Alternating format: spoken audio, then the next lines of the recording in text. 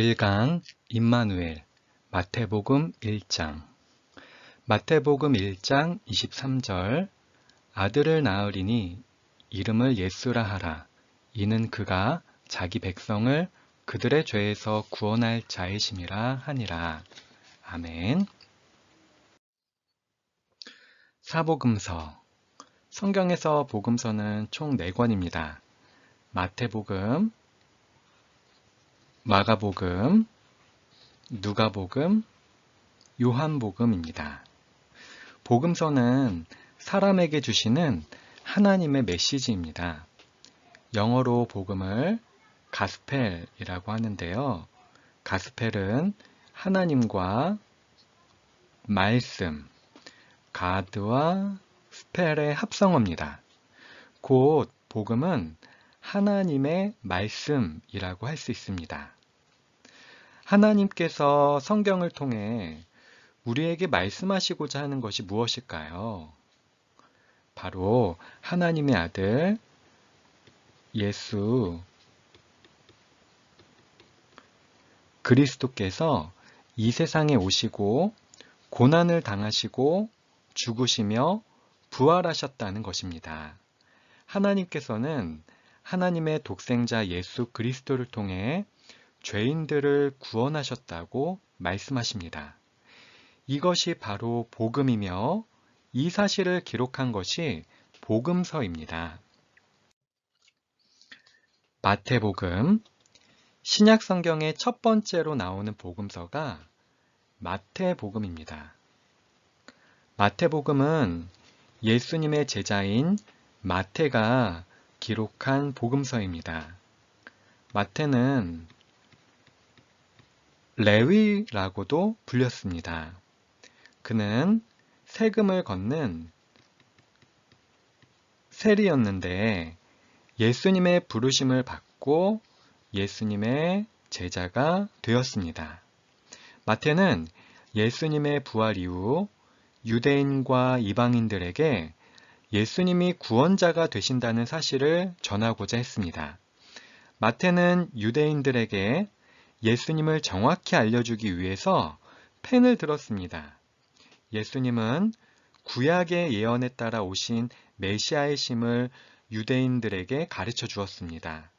또한 그는 유대인뿐만 아니라 예수님 안에서 이방인을 포함한 모든 사람이 하나가 될 수 있다는 사실을 가르쳐 주셨습니다.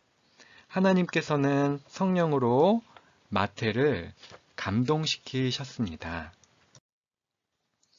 1. 아브라함과 다윗의 자손. 마태복음 1장은 예수님의 족보를 소개합니다. 아브라함과 다윗의 자손, 예수 그리스도의 계보라. 이 족보를 통해 예수님께서 아브라함과 다윗의 자손임을 알 수 있습니다. 하나님은 아브라함과 다윗의 후손에게서 메시아가 나온다는 약속을 하셨습니다. 하나님의 약속에 따라 예수님은 아브라함과 다윗의 자손으로 세상에 오셨습니다. 예수님의 족보는 14명씩 세 그룹으로 되어 있습니다.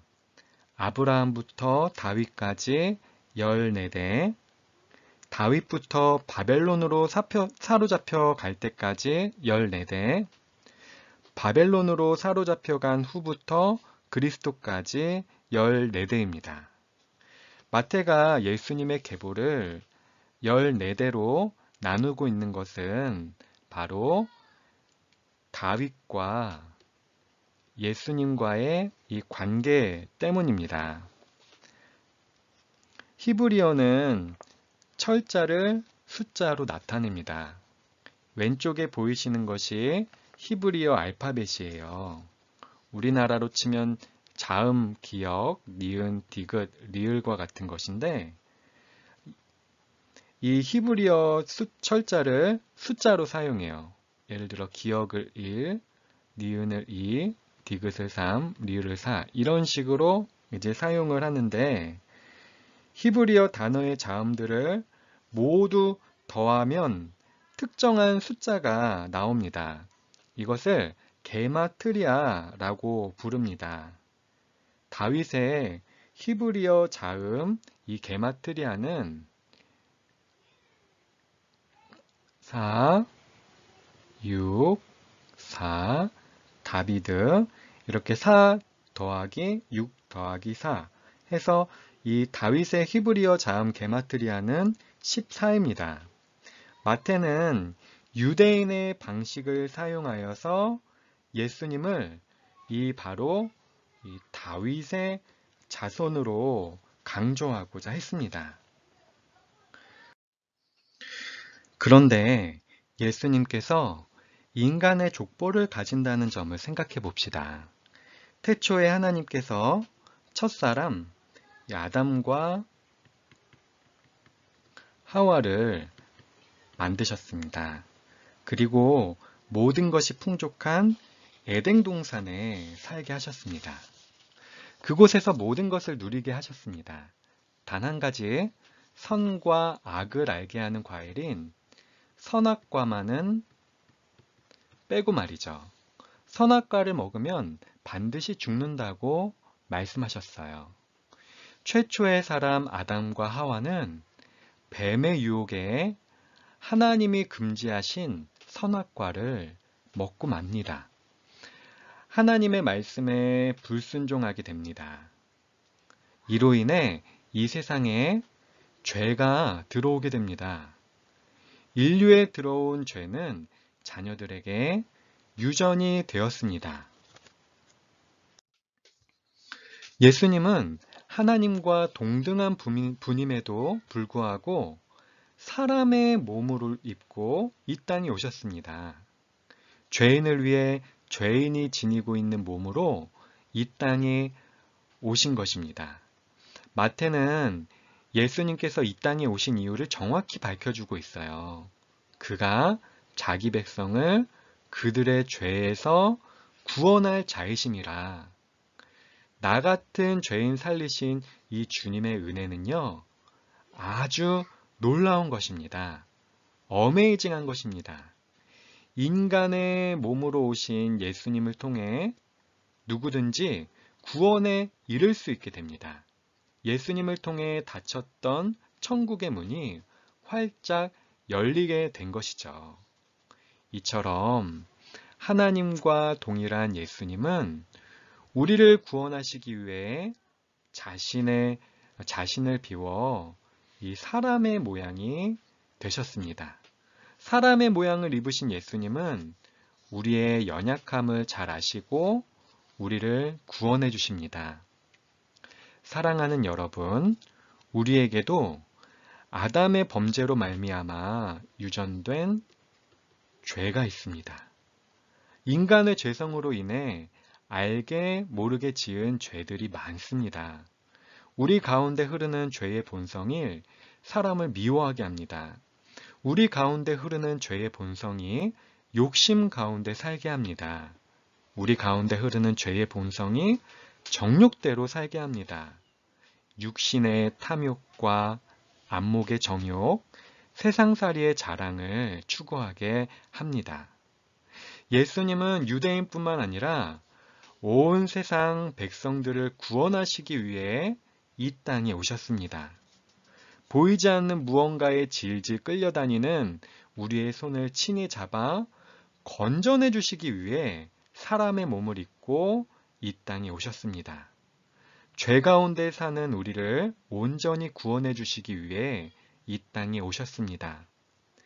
참 구원자이신 예수님을 통해 죄의 종노릇하던 우리의 모든 삶에서 해방될 수 있기를 바랍니다. 이 예수 그리스도의 나심. 어느 마을에 요셉과 마리아가 살고 있었습니다. 요셉과 마리아는 유대인의 결혼 풍습에 따라 약혼을 하였습니다. 약혼을 하고 1, 2년 후 결혼식까지 서로 기다려야 했습니다.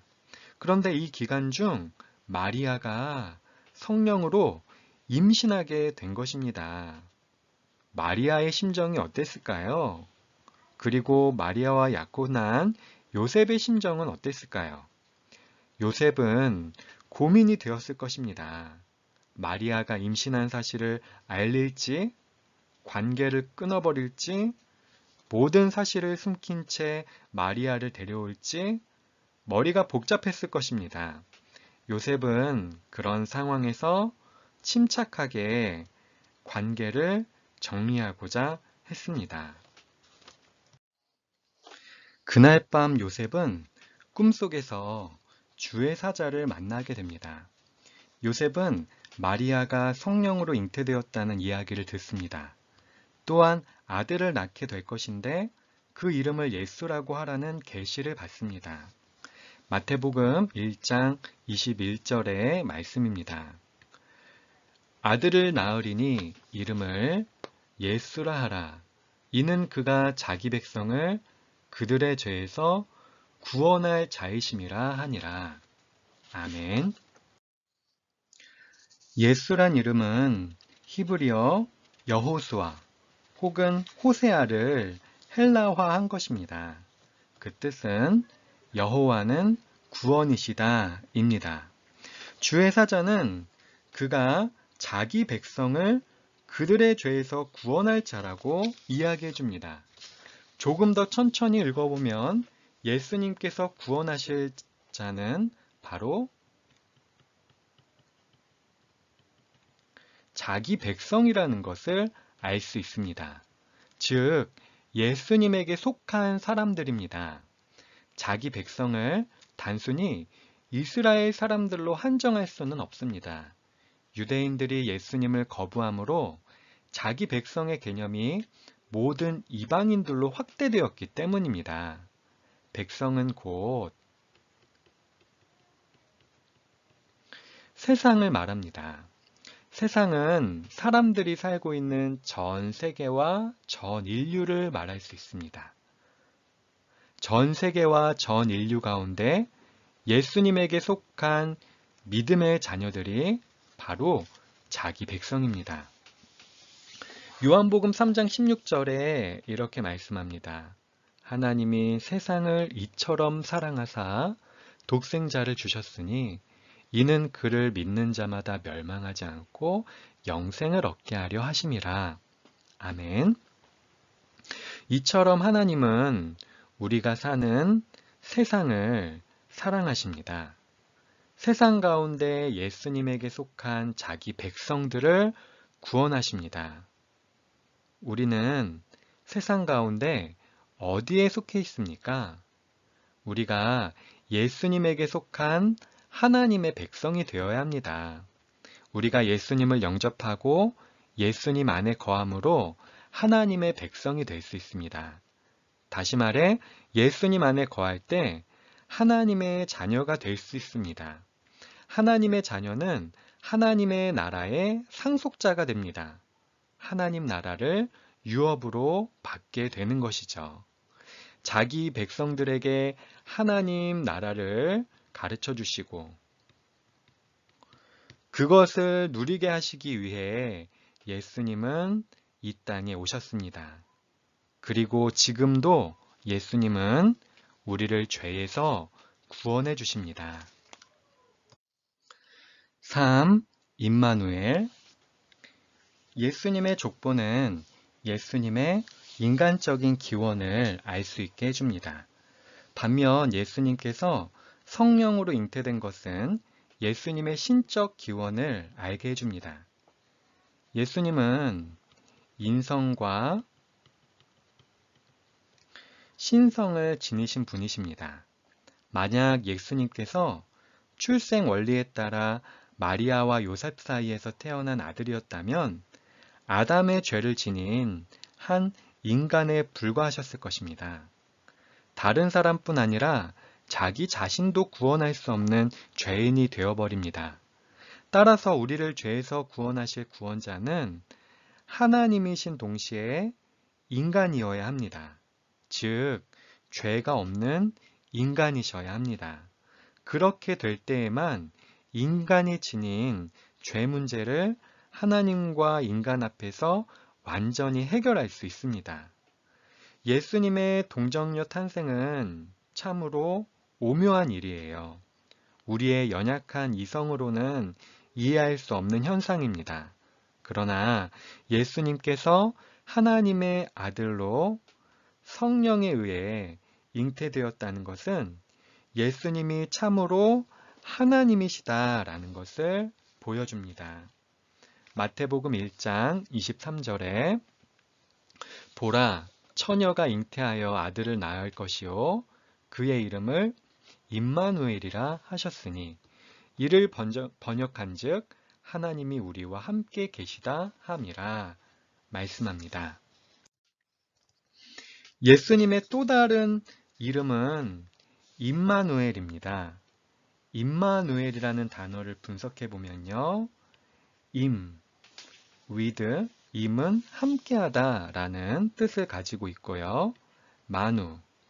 us, 우리 라는 뜻을 가지고 있고 L은 God, 하나님을 나타냅니다. 즉, 임마누엘의 뜻은 하나님이 우리와 함께 계시다 라는 뜻입니다. 예수님은 하나님이심에도 불구하고 사람의 몸으로 이 땅에 오셨고 친히 사람들과 함께 하셨습니다. 하나님이 우리와 함께 하시는 것을 함께 하신다는 것을 보여주셨습니다. 예수님을 우리의 주님으로 고백하는 것은 하나님이 우리와 함께 하심을 믿는 것입니다. 하나님이 함께 하심을 믿을 때 담대할 수 있습니다. 다윗은 블레셋의 거대한 적군인 골리앗과 맞서게 됩니다. 양을 치며 짐승들을 상대해 보았지만 전투 경험이 없었던 다윗. 반면 골리앗은 전투 경험이 아주 풍부한 사람이었습니다.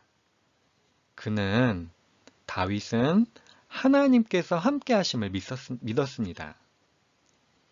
너는 칼과 창과 단창으로 내게 나오거니와 나는 만군의 여호와의 이름 곧 내가 모욕하는 이스라엘 군대의 하나님의 이름으로 내게 나아가노라. 사무엘상 17장 45절 말씀. 다윗이 들고 있었던 것은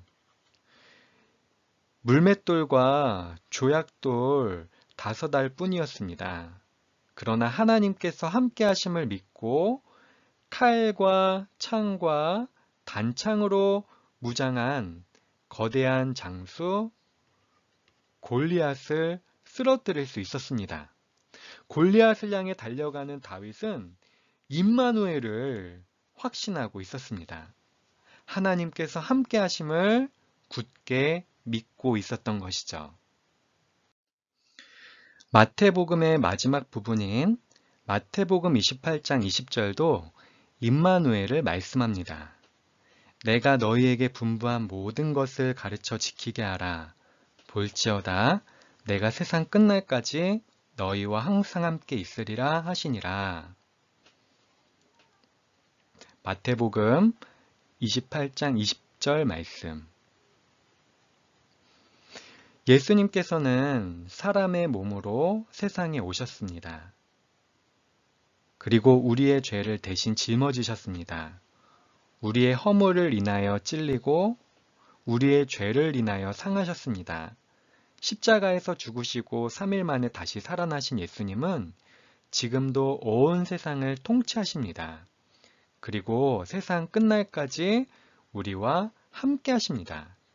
예수님은